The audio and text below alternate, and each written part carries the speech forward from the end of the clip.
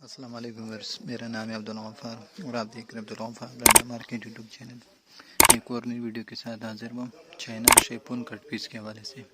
ये सारा शेपून के कट पीस है चाइना के, और सारे जो है ना हल्के स्टफ में गर्मियों के शेपून है, देख रहे हो।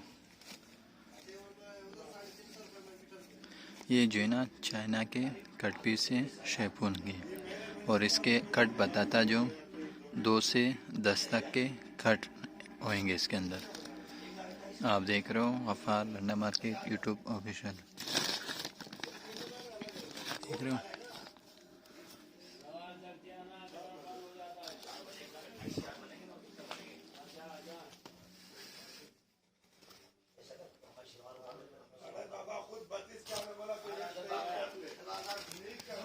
ये सारा शेपून के कट पीस है, और कट मैंने आपको बता दिया कि 2 से 10 तक के कट होंगे।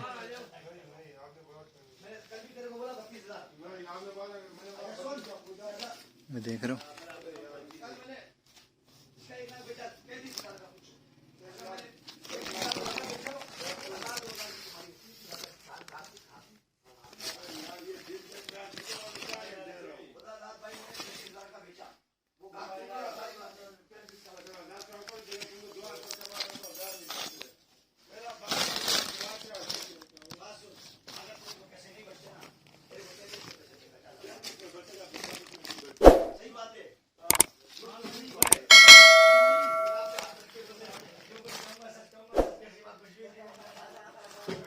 ये शेपून के कट है।